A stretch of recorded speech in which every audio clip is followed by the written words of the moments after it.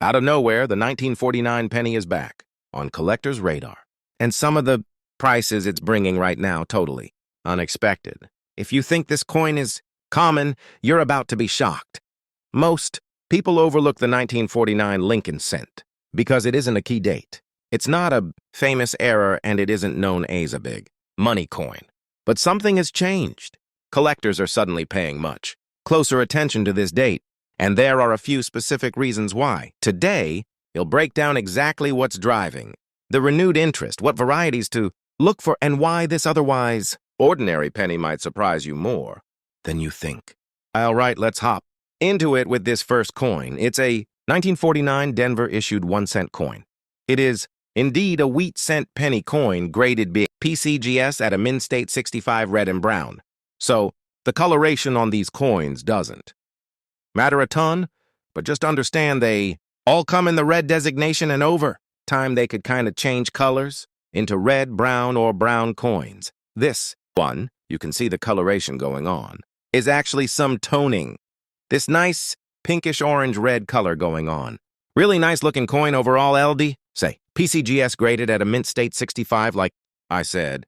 So 5 points away from the perfect grade of 70. It is Denver.issued. You can see that by the D-Mint mark under the date there. And this little penny coin sold for $134. Moving right along to this coin, it is a PCGS graded Mint State 67. So we are 2 points higher than the previous coin, and it sold for $840. All right, guys, here's where it gets a little crazy. So the previous coin was a Mint State 67. This is a Mint State 67 Plus with a CAC sticker. So the CAC sticker essentially is another third party. They're going to look at the coin, make sure it's graded accurately, and they'll put their sticker on the holder if they think the coin is accurately graded. It may seem silly, but that can increase the value tremendously. This coin is the same grade as the previous coin, but it has a plus sign after the grade. The plus sign just means that it's a very, very nice coin. The grader liked it. It's a higher end of the 67, getting close to that 68 grade, but not quite.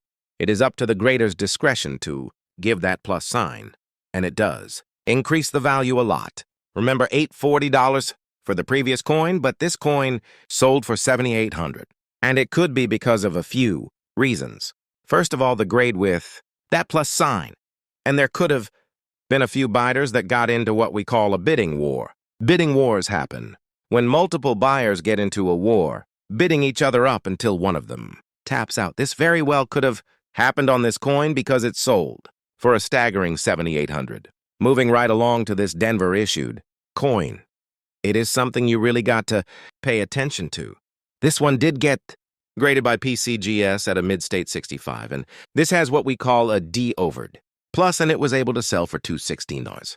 $3,304 for this Mint State 67 red PCGS. Graded coin with a CAC sticker. A lot of this boils down to the grade condition. Overall, what the coin looks like, how high it's able to get.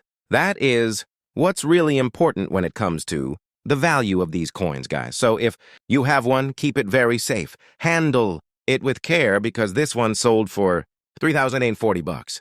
And if you thought that coins sold for a lot, just wait. I'm going to show you this coin right here that sold for $5,760. It was graded by PCGS at a M State 67, plus with a CAC sticker. Big coin here. Guys, it's shown up in this auction, and it sold for a staggering amount of money, $5,760. This coin is a San Francisco issued coin. No, most of the time, San Francisco will issue less coins than Philadelphia and Denver, making them more valuable and scarce.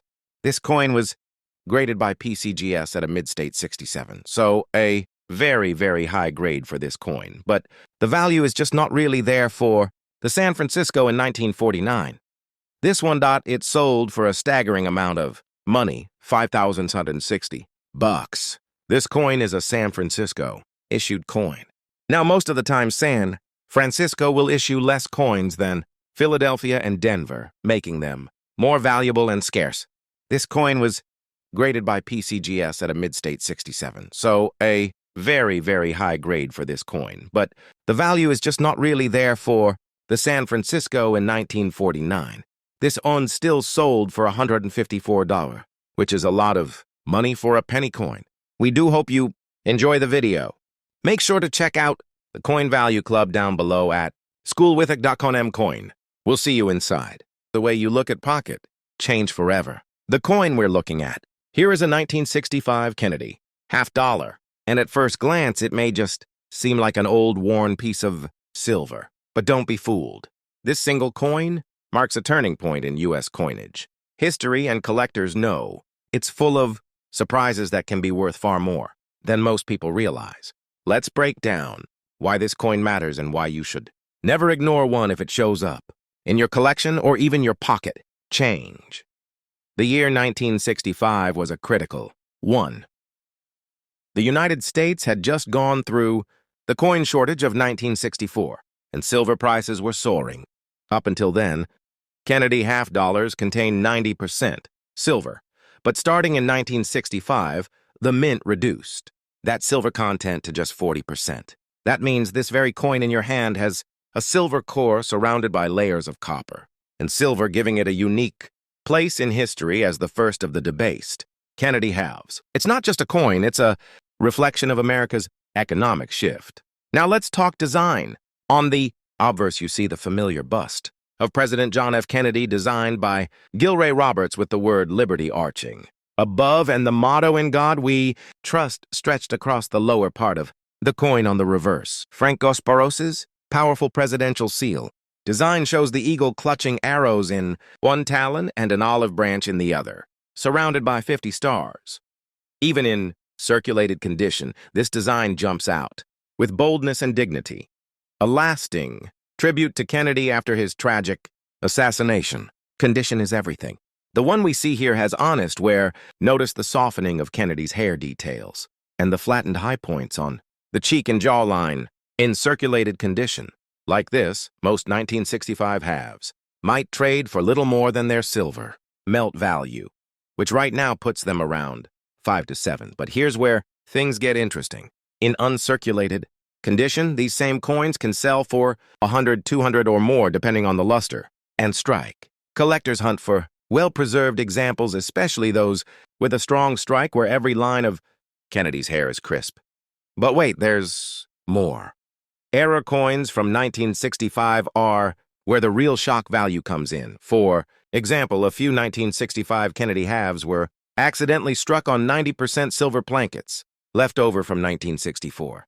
Imagine that, a coin dated 1965 but secretly containing the richer silver composition of the year before. Those errors have sold for jaw-dropping figures at auction, some soaring past $7,000 to $10,000 depending on condition. Others were struck on clad plan kits by mistake or show. Dramatic striking errors like off-centers or double dies each. One of those is a golden ticket for collectors. And the real kicker, the highest graded, MS-67 or MS-68 by PCGS or NGC, can bring unbelievable prices. One pristine 1965 Kennedy $50 in gem mint state. Unbelievable prices. One pristine 1965 Kennedy $50 in gem mint state. Sold for nearly $15,000. That's right, a coin most people might toss into change could be worth a used car, or even more if it's the right condition and variety. So how do you know if yours could be special? Always check for sharp detail, brilliant luster, and any signs off unusual coloration or planet composition. Weight can also be a giveaway if your 1965 halfway's closer to 12.5 g instead of the typical 11.5. You may have one of those rare leftover 90% silver plankets. That's the kind of find that turns a casual hobbyist into a serious treasure hunter overnight. This coin isn't just history, it's opportunity. Every collector dreams of spotting the overlooked treasure. And with the 1965 Kennedy $50, that dream can be very real. What looks like a common, circulated piece in your hand might just hold hundreds, even thousands in hidden value. Next up, we'll look at another Kennedy $50 that takes the story and the value even higher. And remember, if you've ever come across a Kennedy half in your change or collect, he was still deep in the transition away from silver coinage, just like the 1965. This Kennedy $50 was struck in 40% silver. But here's the twist. 1965 was one of the highest mintage years for the series with over 295 million produced. That means finding one in circulated condition today. Like the example you see here with marks and toning on Kennedy's cheek and hair isn't unusual. In average condition,